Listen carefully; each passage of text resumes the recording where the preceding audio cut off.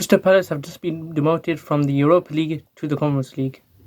In this video, I'm going to talk about why it happened, what's going to happen next, can Crystal Palace fight for that and get back into the Europa League, and who will replace them as the English club to participate in the Europa League. And also, what have Lyon got to do with Crystal Palace demotion from the Europa League to the Conference League. Before I start, could you like, subscribe, share, comment, and thank you for doing so. So let's start off with how Crystal Palace actually qualified for the Europa League. They didn't finish in the top 7, top 8. They actually qualified through winning the FA Cup, where they beat Manchester City 1-0, where Eze, he scored the winner. And it was actually the first major trophy, and Crystal Palace fans went crazy. And by winning the FA Cup, you thereby qualify for the Europa League. Now, why did they get demoted? It's because of UEFA's multi-club rule.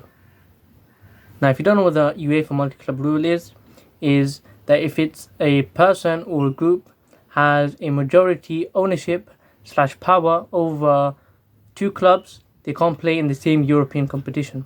And the owner of Crystal Palace was John Textor, and he was also the majority owner, majority power of Lyon, and they both have qualified from the Europa League. And Lyon were actually going to get relegated, but they got the court case and they've somehow avoided relegation, and thereby they still claim the Europa League qualification place. Now, because John Textor, he owns both Crystal Palace and Lyon, that's why they can't play each other in the Europa League, and that's why they can't have both of the clubs in the Europa League. Now, UEFA made a decision on the 11th of July 2025. Lyon ruled that both Lyon and Crystal Palace have both broken the rule of multi-club ownership, and that was that was because of March 1st, 2025. Now, you've got to remember March the 1st, 2025. That's the key date in this, explanation. And so what happened was Lyon were allowed to keep the Europa League place, but Crystal Palace were demoted to the Conference League. Now, the reason it's so significant is because obviously the Europa League is much more tougher competition, very tougher teams, and you'll also be able to attract much more players who would want to go play in the Europa League. And also the financial hit. Crystal Palace will lose an estimated of £3.9 million if they don't go in the Europa League and they go into the Conference League, and that will go to another Premier League club. Now, Palace, they've appealed this decision, and they're going to try and reverse UEFA's rules. Now, UEFA has a deadline on the 1st of March. That's the deadline for everything to get sorted out, the owners, the finances, everything there, which is why Lyon were in that place before. And so what happened was, after the 1st of July, John Textor, he sold his shares and resigned from the Lyon board. And that's what happened is UEFA, they said it's too late, you can't change anything, you're still the owner. If he did it before 1st of March, they would have been okay, but he didn't. And that's why UEFA have said that Crystal Palace and Lyon, they can't play in the same competition. Now, who will replace Crystal Palace in the Europa League for the English team? Well, that would be Nottingham Forest. Yes, Nottingham Forest, they would replace Crystal Palace, and because they finished in the Conference League place, they would get the Europa League spot, and basically they would swap places, and Nottingham Forest would get the Europa League, and Crystal Palace would get the Conference League.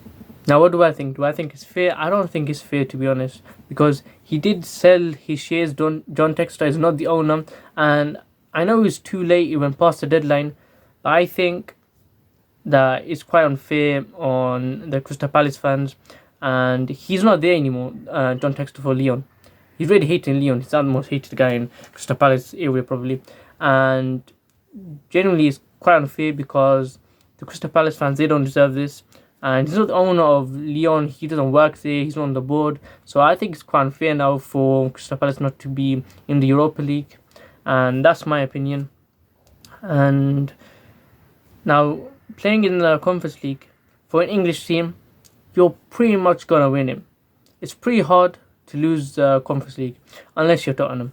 And the thing is, with Crystal Palace, they're more likely to win the the Conference League than the Europa League. And if I was them, to be honest, I'd be kind of happy, the players, because you're more likely to win a trophy. Probably the fans, I'd be happy as well. But the thing that hurts, the real losers here are the Crystal Palace fans. They were expecting Europa League football.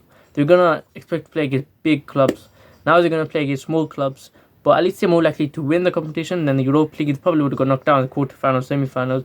At least in the Conference League, it can at least probably make the final, unless they get knocked out. So it's really up to the Crystal Palace players to make sure, like, the Crystal Palace fans, they at least get happy they can actually win the competition. So they've got to try it all and try and win the Conference League. And to be honest, it could be a blessing in disguise. You know why? Let's say they win the Conference League, they could get qualified to the Europa League, and so I guess, they'll be okay then. But let's say Lyon, they also qualify for the Europa League. What's going to happen then? Do they get demoted again? They just never play in the Conference League?